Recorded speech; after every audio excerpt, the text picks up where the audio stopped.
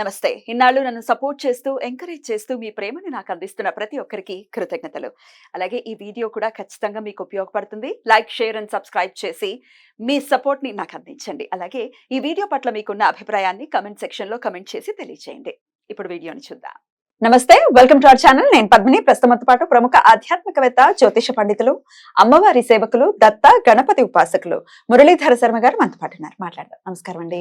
మహాదేవ శ్రీమాత్రే నమః. మురళి గారు, మాస ఫలాల్లో భాగంగా ఏప్రిల్ 9వ తారీఖు నుంచి మే 9వ తారీఖు వరకు కూడా ద్వాదశ రాశుల వాళ్ళకి ఎలా ఉందో ఒక్కసారి మీ ద్వారా తెలుసుకోవాలనుకుంటున్నామండి. తప్పకుండా అమ్మ. మొన్ననే క్రోధినామ సంవత్సరానికి సంబంధించినవి 1 ఇయర్ ప్రిడిక్షన్ చెప్పడం జరిగింది. అందులో అయితే అందులో ఓన్లీ కొన్ని గ్రహాలకు సంబంధించి ఉంటుంది అదే కదా. మేజర్ గా గురువు ఉమ్. శనికి సంబంధించింది రాహుకేతులు. అంతే. ఇప్పుడు కుజుడు గాని శుక్రుడు గాని బుధుడు గాని మారేటువంటి సందర్భాలలో సూర్యుడు కూడా.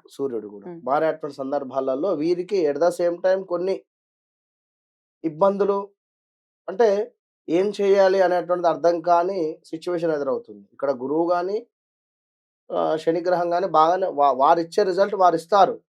కానీ ఈ మధ్యలో ఈ గ్రహాల మూలకంగా కొన్ని తొందరపాటు నిర్ణయాలు తీసుకోవడం వలన కాస్త ఇబ్బంది పడేటువంటి పరిస్థితి. మరి అలాంటి తొందరపాటు నిర్ణయాలు ఏ గ్రహం వారు తీసుకునేటువంటి పరిస్థితి ఉంది, ఏ గ్రహం వారు తీసుకోని పరిస్థితి ఉంది అనేటువంటిది మీరు ఒకసారి ప్రేక్షకులు చక్కగా కూడా చూసుకొని ఏప్రిల్ 9వ తారీఖు నుండి మే 9వ తారీఖు వరకు కూడా ఎలాంటి, ఇప్పుడు ఎవరో ఒక మాట అన్నారు అని చెప్పి అలా సడన్ గా జాబ్ మానేయకుండా, ఎందుకంటే అంటారు పెట్టేవారే అంటారు, ఏం చేస్తారు కనుక ఆ విషయాన్ని మీరు అర్థం చేసుకునేటువంటి మెచ్యూరిటీ లెవెల్కు రావాలి అని చెప్పడం. కనుక ముందుగా గ్రహచారం వేరు గోచారం వేరు అనేటువంటి విషయాన్ని గమనించుకోండి. గ్రహచారములో గ్రహాలు మారవు, గోచారంలో మాత్రమే గ్రహాలు మారుతూ ఉంటవి.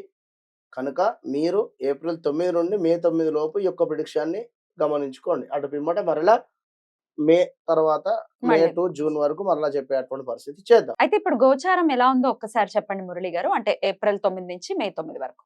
బుధుడు, శుక్రుడు, కుజుడు, అదే విధంగా సూర్యుడు, ఈ గ్రహాలు మొత్తము కూడా మనకు కుంభం టు మీనం ట్రావెలింగ్ లో ఉన్నవి. At the same time after 20 తర్వాత మేషానికి వెళ్ళిపోయేటువంటి పరిస్థితి ఉంది. సూర్యుడు చేంజ్ అవుతున్నాడు, కుజుడు చేంజ్ అవుతున్నాడు, శుక్రుడు కూడా ఆల్సో చేంజ్ అయ్యేటువంటి పరిస్థితి. ఎట్ ద సేమ్ టైం బుధుడు వక్రము కూడా ఉన్నాడు. ఇక్కడ బుధుడు కంప్లీట్ వక్ర చూపు కాకుండా వక్రం వస్తున్నాడు. దాని వలన చాలా ఎఫెక్ట్ ఉంటుంది. మరి సింహరాశి వారికి ఏప్రిల్ 9 నుంచి మే 9వ తారీఖు వరకు ఎలా ఉందండి? తప్పకుండా అమ్మ. సింహరాశి వారిని చూసుకున్నట్టయితే ఏప్రిల్ 9వ తారీఖు నుండి మే 9వ తారీఖు వరకు మీకు ఆల్రెడీ సప్తమ శని మూలకంగా కాస్త ఇబ్బందులు అయితే ఎదుర్కొంటూ ఉన్నారు. హెల్త్ ఇష్యూస్ కానీ ఇంకా ఏదైనా కూడా. మరి ఇక్కడ గురువు కావచ్చును, కుజుడు కానీ, అదేవిధంగా బుధ, శుక్రులు, సూర్యుడు ఈ యొక్క వీళ్ళు ట్రావెల్ చేసేటువంటి సందర్భాలలో మరి మీకు ఏ విధమైనటువంటి ఫలితం ఉంది అనేటువంటి విషయాన్ని చూసుకుందాం.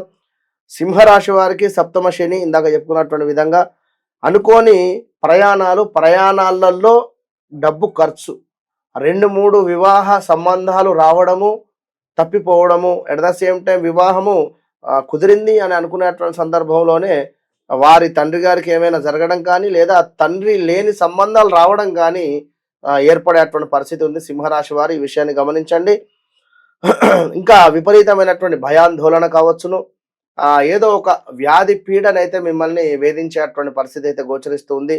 స్థిరాస్తుల యందు చక్కటి లాభాలు కలిసేటువంటి పరిస్థితి ఉంది. ఇంకా గుర్రపు పందాలలో విజయం మీదే అని చెప్పుకోవచ్చును. ధనధాన్య ప్రాప్తి, వృత్తి భంగము, మీరు జాబ్ చేసేటువంటి సందర్భాలలో ఆ యొక్క జాబ్ చేసేటువంటి ప్లేస్లో కానీ కాస్త అణిగి మణిగి ఉండండి. మీరు ఎక్కడ ఉంటారు సింహరాశి వారు అంటేనే అణిగి మణిగి ఉండేటువంటి పరిస్థితి ఉండదు.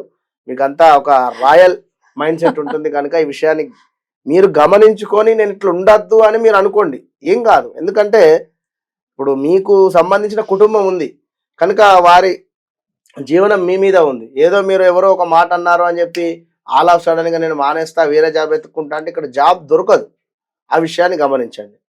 ఈ నెలలో మీకు ఆఫ్టర్ మే తర్వాత జాబ్ దొరుకుతుంది, దొరకదనేం కాదు. ఈ ఒక్క నెల ఓర్పుగా ఉండండి.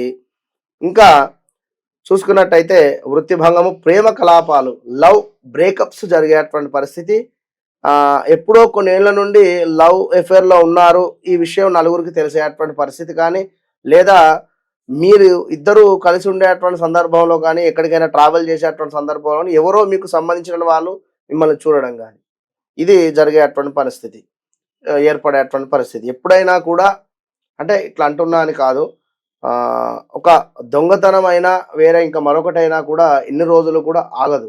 ఎప్పుడైనా కూడా బయటపడేటువంటి పరిస్థితి ఉంటుంది. అది శని వచ్చినప్పుడు సప్తమ శని కానీ, అష్టమ శని కానీ, అర్ధాష్టమ శని కానీ, ఈ పీరియడ్లో మాత్రము బయటపడేటువంటి పరిస్థితి ఉంటుంది. కనుక గమనించుకోండి.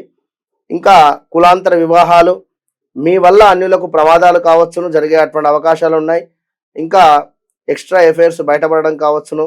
కోర్టు కేసులలో కాస్త ఇబ్బందికరమైనటువంటి వాతావరణము, కార్య ప్రతికూలతలు, ఇంకా మానసిక భీతి, బంధు నష్టము, ఆరోగ్య సమస్యలు రావడము.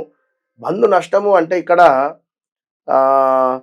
మీ కొత్త వివాహం అయింది, భార్యాభర్తలలోనే కలహాలు ఏర్పడము, కాస్త ఇబ్బంది ఏర్పడేటువంటి పరిస్థితి కానీ, లేదా మీ యొక్క రిలేటివ్స్తోనే, మీ యొక్క అత్తయ్యతో కానీ లేదా మామయ్యతో కానీ, పిల్లనిచ్చినటువంటి అత్త మామయ్యతో కానీ గొడవలు ఏర్పడేటువంటి పరిస్థితి, ఇలా ఉన్నవి గమనించుకోండి. భూమూలక ఇబ్బందులు, అదేవిధంగా మీ పై అధికారులతో కాస్త సమస్యలు, మీరు జాబ్ చేసేటువంటి పై అధికారులతో కాస్త సమస్యలు వచ్చేటువంటి పరిస్థితి. ఇంకా నిల్వధనము ఖర్చు, ఏదో కొంత అమౌంట్ మీరు దాచుకున్నట్టయితే అందులో నుండి ఖర్చు అయ్యేటువంటి పరిస్థితి గోచరిస్తుంది. ఏదో ఒక రకంగా ఒక టెన్షన్ వాతావరణం అయితే ఉండేటువంటి పరిస్థితి. తండ్రి తరపు ఆస్తి లావాదేవీలు జరిగేటువంటి సందర్భాలలో మీకు చక్కటి న్యాయం జరిగేటువంటి పరిస్థితి. శ్వాసకోశ ఇబ్బందులు కావచ్చును, అదేవిధంగా రుణ బాధలు ఇబ్బంది పెట్టేటువంటి పరిస్థితి. సింహరాశి వారు ఎప్పుడూ కూడా మీరు అప్పు చేయకండి. సింహరాశి వారు అప్పు చేయకుండా ఏదో రకంగా కష్టపడండి. మీరు కష్టపడి పని చేసుకోండి.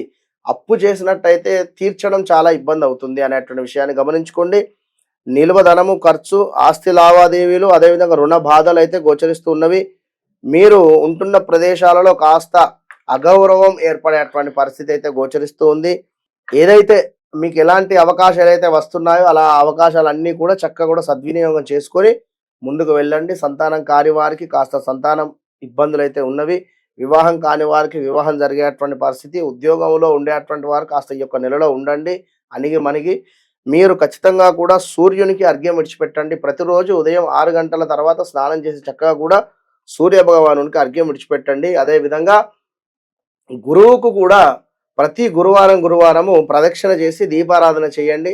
ఏదో మీకు తోచినటువంటి దానాన్ని అక్కడ బ్రాహ్మణులకు దానం చేసి మీరు వెళ్ళిపోతూ ఉండండి. మంచి ఫలితం ఉంటుంది. ఆల్ ద బెస్ట్ సింహరాశి వారికి. చాలా చక్కగా వివరించారు. ఇక నెక్స్ట్ ఎపిసోడ్ లో కన్యా రాశి గురించి మాట్లాడుకుందాం. థ్యాంక్ యూ సో మచ్ అండి. నమస్తే. మహాదేవ్.